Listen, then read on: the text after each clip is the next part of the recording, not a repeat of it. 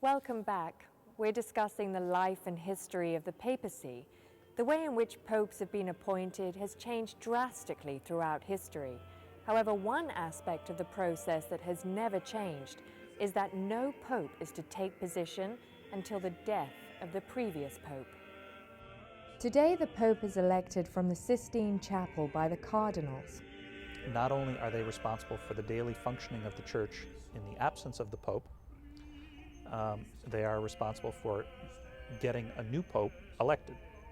When a pope dies, an official of the papal court will take over until a new pope is elected. Currently, this role is performed by Tarcisio Cardinal Bertone. Traditionally, the first thing he does is verify the pope's death by calling out his name 3 times from St. Peter's Square.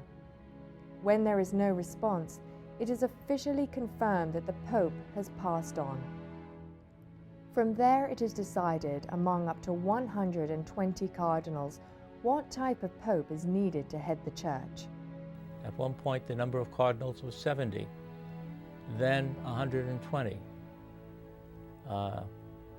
From the 13th century on, generally the cardinals selected one of their own. The conclave, as it is called, takes place over a span of roughly 15 to 20 days. However, there have been cases when this has lasted for years. In the 13th century, it took almost 3 years to elect a new pope. Sometimes, in the church's history, the crowds in Rome have hurried up the cardinals in one way or another. Either they've stopped food from going into the quarters of the cardinals as they are meeting.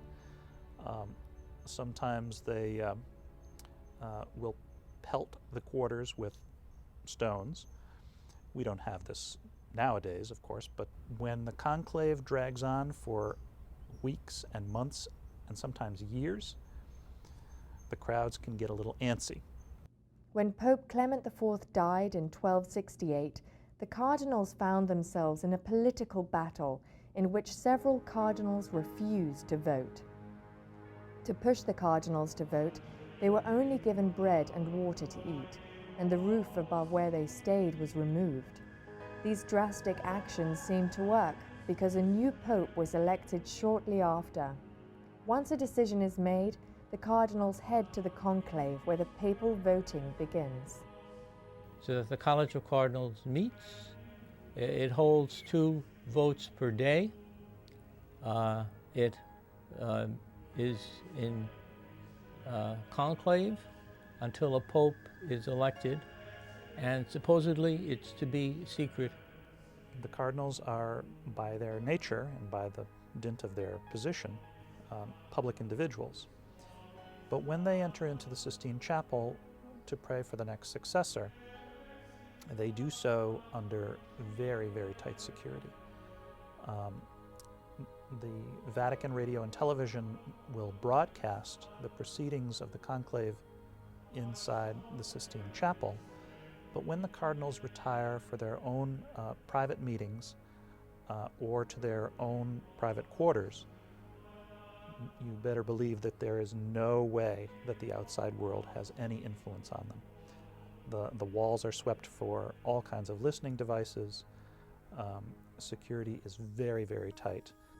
To qualify for the position of pope, one must be an ordained bishop, and he must receive at least 2/3 of the cardinal votes. Usually the cardinals select one of their own, but this is not mandatory. Theoretically, someone outside of the College of Cardinals could be selected pope. The only real qualification is that he be male, because the pope has to be Bishop of Rome, and to be Bishop of Rome he has to be ordained, and of course the Church only ordains men. Each member of the group writes on a ballot paper, "Eligo in summum pontificem." I elect as Supreme Pontiff, followed by the name of whomever they wish to vote for. Outside the chapel, crowds await the decision of the cardinals, and when the ballots are burned, they are burned so that the crowd can see the color of the smoke. If the cardinals do not have a candidate just yet.